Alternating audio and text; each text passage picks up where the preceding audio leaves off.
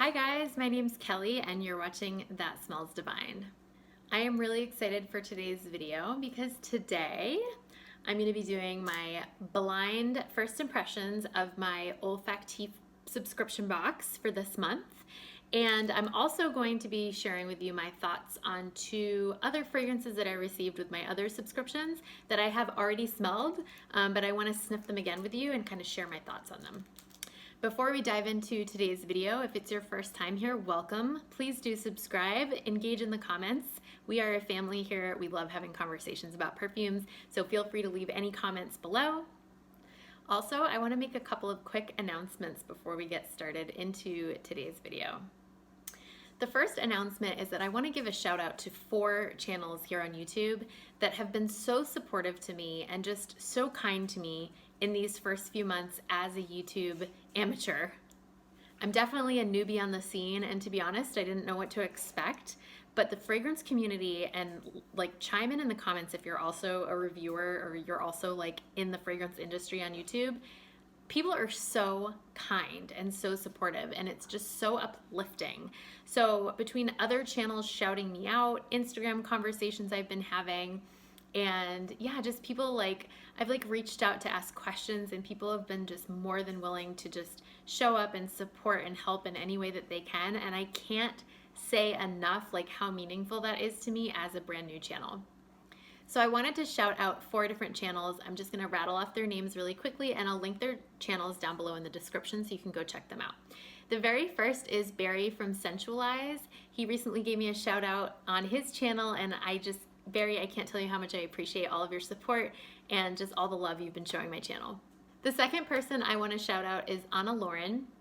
If you don't know Anna Lauren yet, I'm kind of surprised because I feel like her YouTube following is growing so quickly, and I just really love Anna's passion for fragrance. She's really been inspiring me every step of the way, and every time I comment on her videos, she's right there responding back. She genuinely cares about her subscribers and about what she's doing in the fragrance community. So thank you, Anna. The third shout out I want to give is to Stephanie Tamayo. Steph was so kind. I reached out to her on Instagram and asked her some questions, and she immediately responded and gave me so much feedback and so much help, and literally did not have to do that. And Stephanie is just such another great example of how beautiful this community is, how supportive they are, and she's really funny in her videos, so go check her out. And the fourth shout out is my fellow animal lover, Olivia Olfactory. I reached out to Olivia just to connect with her, as I freaking love her energy, and her TikToks are on fire. And we had a really cool conversation in Instagram DMs, and she's just the bee's knees. So go check out Olivia when you get a sec too. Moving on to my second announcement, and then we'll get to the fragrances, I promise. This might be a long video. My second announcement is that I'm looking for a sample trading buddy. I have samples literally, I'm gonna have to have a whole new room just for my samples and decants, and I can't stop collecting them. So what I'm doing now is, if I'm not super gung-ho on a sample, I put it away, I put it in a little box. I'm okay, somebody else can enjoy this because I don't love it, so I'm gonna stop wearing it, right? My plan is to eventually get through all of these samples. So I'm looking for a sample buddy that maybe once a month or once every other month, we can exchange a pack of samples and just kind of help each other get rid of the stuff we don't want. So if you're interested in being my sample buddy, I would just ask that you live in the USA, so shipping's not exorbitant, and also ask that your samples aren't all designer. Maybe a healthy mix would be great. And yeah, just let me know in the comments if you want to be my sample buddy. Okay, let's move on. So I did this last month. We're gonna do it again this month. Basically, y'all know I've got 3 subscription boxes. I've got my Scentbird, I've got my Royalty Scents, and I've got my Olfactif. Now, I cannot help myself. When the Scentbird and the Royalty comes along, I literally cannot not sniff them right away. I'm sorry, I just can't. I try every month. I'm I'm gonna hold off. I'm gonna wait. I'm gonna do a video about this and do a first impressions, and I can't do it. I can't. So I've already smelled these, but it's still gonna be fun for you guys. Okay, so the very first decant that we have today is from my Royalty Scent subscription, and it is Montblanc Signature. I think it's just called Montblanc Signature. I got this because I heard a couple people raving about it, and I had not really heard of it that much until I heard people raving about it And so I got it with high expectations. And you know what, you guys? I'm realizing that I'm actually just really freaking picky. I'm really picky about perfumes. Like, there's not much that like knocks me out of my seat. There just isn't, you know? A lot of stuff I'm like, oh yeah, that's nice. But I'm never like, ooh. I mean, I am, but it's, yeah. I always feel like I'm going to be so excited, and then I just, my expectations are too high. So anyways, that's where I was at with Montblanc Signature. I'm going to do a little spritz, and then I'm going to talk to you about the notes. Okay, so Montblanc Signature has notes of clementine on the top, which I very much smell, mid notes of ylang ylang, magnolia, and peony, and base notes of vanilla, white musk, and benzoin. Benzoin. Yeah, I mean, I'm getting all of these notes. Like, I can definitely pick up the ylang ylang, which is nice and subtle. I don't like ylang ylang when it's like, you know. The magnolia. Peony is one of my all-time favorite scents. So I get a little bit of that. And then you can really get the vanilla and the musk and the benzoin and the base. So like literally the notes listed are, it is the experience that you're gonna get from this fragrance. My issue with it is that I think in my head I thought this was gonna be like a marshmallow kind of milky fragrance. I don't know why. Maybe because, actually I do know why. Because the liquid looks like it's white in the bottle, but it's not, so it's clear. But the bottle's like white, so it looks milky. So I thought this was gonna be like a milky, fluffy marshmallow experience, and it's not. It's more of a citrusy floral experience, which is great, but I think that's why I was like feeling disappointed. I mean, this is nice. It's nice. See, here we go. It's nice. Like, I mean, I'll definitely wear it and play with it, but there's nothing in here that's like blowing my mind. And you guys, I don't know about you, but like, I need to have my mind blown, okay? The world is on fire, shit's getting freaking crazy. I need my perfumes to take me away. Like, I need to like rocket launch into a different reality every time I smell my fragrance. Is that too much to ask? Is it too much to ask? Like, yeah, anyways, I mean, it's nice. It's nice. I want the clementine to be a little bit more like, you know, I want it to be a little bit more like punchy and like citrusy. Like, I want another citrus note in the mid to like pack the punch a little bit. Because right now it's just, it's delicate. It's nice. It's pretty. It's nice. I'm gonna play with it. I'll play with it. Okay, moving on to the second fragrance, second decant that I got from Scentbird. And y'all know I fell in love with Delina 2 months ago. Well, I figured it was about time to try Delina Exclusif. Now, I've heard so many people, I have to stay organized here. I've heard so many people talk about Delina Exclusif, and I've heard a couple people say they liked it better than Delina. So again, my hopes were set up high, although I'm so hardcore obsessed and in love with Delina right now that I was like, if anything tops that, my mind is literally going to explode, because Delina is definitely my favorite discovery of 2022. I'm not sure if anything will top it. But yeah, there was a small part of me that was hoping that this would. And spoiler alert, it did not. I don't like it as much as Delina. So let me tell you why. So the reason why I'm not as excited about Delina Exclusif is, whereas Delina, sorry, my dogs are playing in the background. I hope you guys can't hear that. Delina is very like tart and like very in your face. She's like, hi, here I am. I'm so fucking cool and I'm so rich and I'm such a badass. Like, that's Delina. She's like, hey, how's it going? And this one's just kind of like, what's up? You know what I mean? Like, it's just, it's a little less, which some of you guys might like the fact that it's a little bit more subdued. It's just a little bit more polite.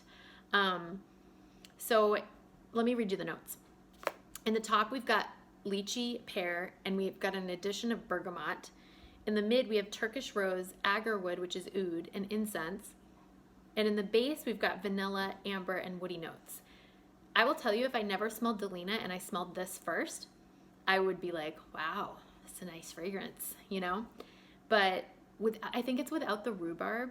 It's just different. It's just different. It's not doing the same thing. This is, to me, a little bit more soft, a little bit more feminine, a little bit more powdery. I could see someone in their 60s wearing Delina Exclusif, where I feel like the original Delina is very much a younger, fresher vibe. I don't mean fresher like you're not fresh if you're in your 60s, but it's a little bit more girly Delina, like a little younger, you know, whereas this feels a little bit more, just more mature. And again, I don't mean that in a bad way. It's just a little bit more like, not refined, because I do think Delina is refined. It's a little bit more polite and mellow and chill and like a little bit more calm. Also, I think it's the bergamot in there that I'm like not enjoying that addition. I just feel like it kind of takes the top into a completely different direction than with Delina Exclusif, or with the original Delina. So like I said, this is still really nice. Like if I smelled this before Delina, I would not be upset. I'd probably be like, wow, it's really nice. However, now that I've smelled Delina, like, I mean, Delina takes the cake. Delina's a 15 out of 10 for me. Delina Exclusif is probably like an 8 out of 10. Okay, moving on to the most fun part of this video. We're doing first impressions of my current olfactif box, which I looked in here to see what was in here and I already forgot. Let's see. So they give you like this cute little card with these little descriptor notes, and these are fun too because you can spray the fragrance there, and then there's like a section where you can take notes. So our very first fragrance from the box is by The Zoo, which is the house that did Amber Classico Moderno, which I recently reviewed on this channel. Love that fragrance. The Zoo is a New York house known to push the boundaries by master perfumer Christophe Brodie. And this scent is called Tubereuse Organique. Do you like how I try to roll my R's when I do a French accent?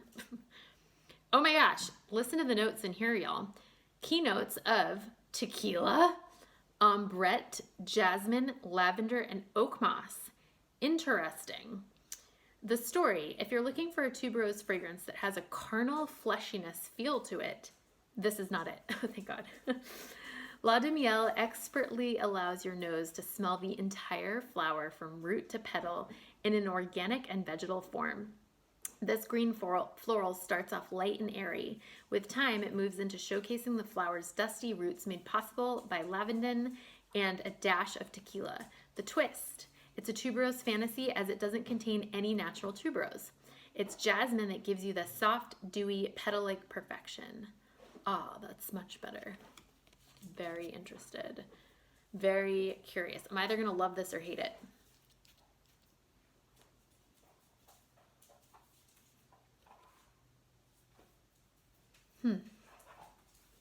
It's raunchy and stinky, but like in a really good way. There's something like, it's raunchy, kind of. It smells like,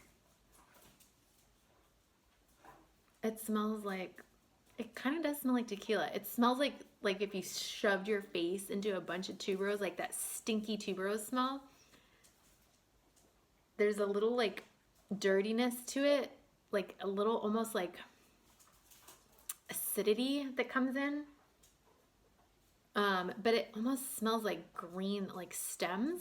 Did he say something about green? Yeah, the organic and vegetal form is green floral, starts off light and airy. Yeah, this is interesting. I would need to wear this on skin. There's something in here that smells like gum, not bubble gum, but what was that? My grandfather used to chew this gum back in like the 80s. I feel like it had a yellow wrapper.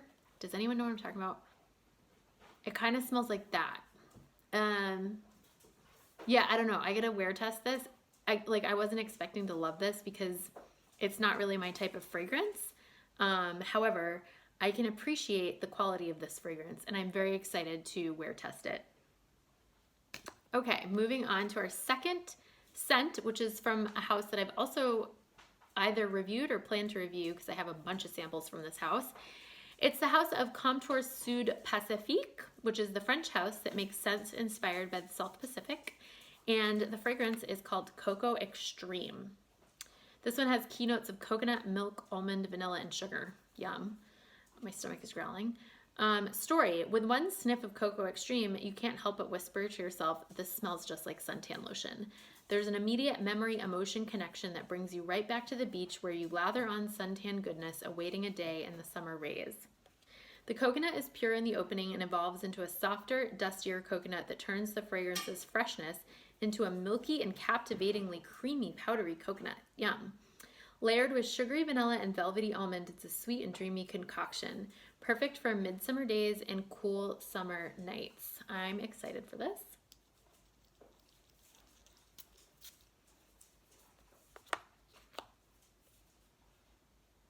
Ooh. Ooh.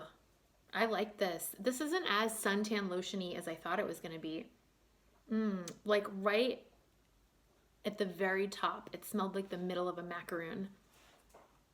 Yeah, this is nice. Okay, now it's starting to kind of evolve into suntan lotion vibes. This is really pretty. I would like to layer this with my Sol de Janeiro, the one that I can never remember what number it is, and you guys have corrected me in the past. I can never remember. It's the one that smells like delicious almond, like macadamia. Yeah, I mean, this isn't groundbreaking. However, the coconut is done really well in here. I definitely, if you want like a blast of coconut, I think that you would love this. Again, I gotta wear it on skin because nothing is ever, like, you can't really tell anything from paper. It's just like an initial kind of impression. But yeah, I'm excited to try this on skin. Moving on to the third and final fragrance. I am the most excited about this one because this is by a house that I have no knowledge of. Like, I've heard of them, but I don't have any experience with them. I don't even know how to say the house name. I believe it's Frassai. And I first heard about this house by Charlie Phoenix. Some of you guys know her. She talked about a fragrance on her channel. I believe it's called Tiessendu. And the way she described it, I was like, what is that? I gotta get my hands on that. So I have yet to smell a sample of that. However, in this box, we have a scent by the house Frassai, and it's called Victoria. Did you know that Frassai is the first woman-owned niche fragrance house from Argentina, which is super cool, and it's owned by a woman named Natalia Oteda. I probably butchered her name, but ooh, the notes on this one. Pink lychee, petitgrain, tuberose, peach, and oud. The story behind this fragrance is Victoria is named after Victoria Ocampo, the founder of the mythic Sir magazine that for over 4 decades served as a cultural bridge between the Americas and Europe. In liquid form, it sparkles with a perfectly sweet duo of pure pink lychee and juicy peach nectar that gives it an ultimately feminine nod. There's a fun pink bubblegum quality in the opening that radiates into a creamy tuberose brightened by a morning rose. A slight turn to a tropical direction is next, filled with floralcy and creamy coconut lingering into an oud finish.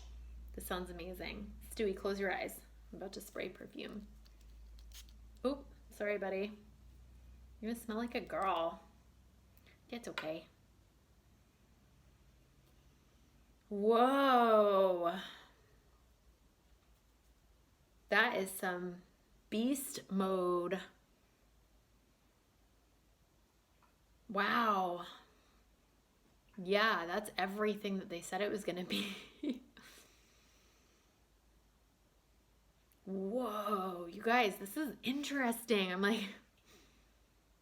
I'm speechless. This is, wow. This is like, I've never had this sensory ride in my head before.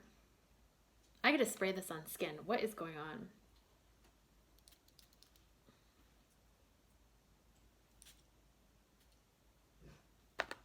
Okay, so the peach is like really lifelike. This smells like you're literally biting into a juicy peach mixed with the lychee. It's giving this like very tropical fruit stand on the side of the road and Kauai vibes.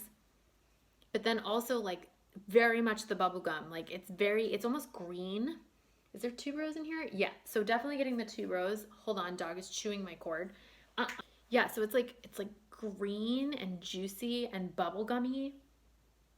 Oh, and now it's getting kind of gasoline stanky. Maybe that's the oud. Oh, yeah, something weird is happening here at the bottom of it.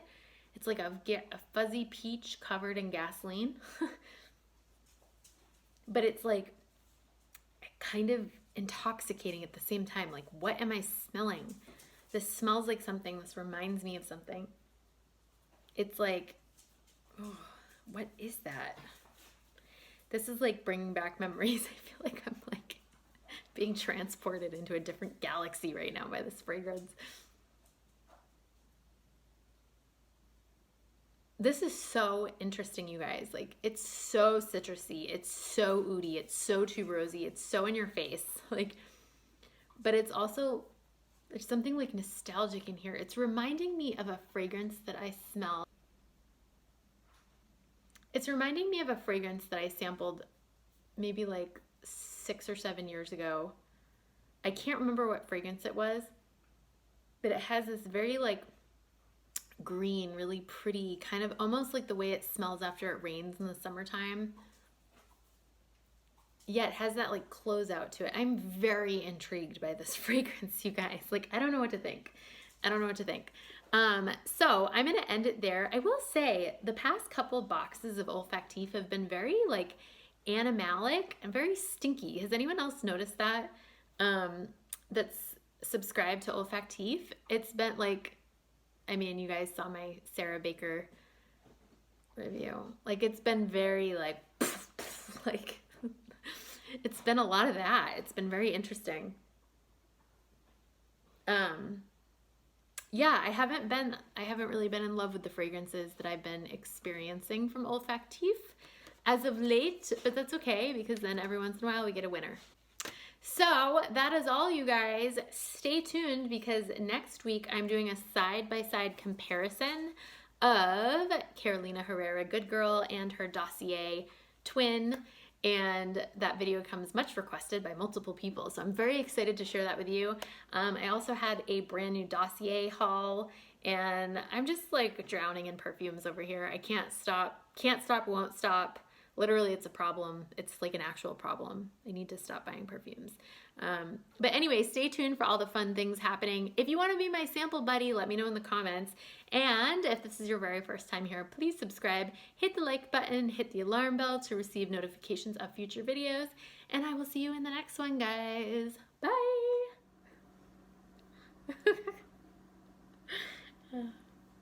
Also, I want to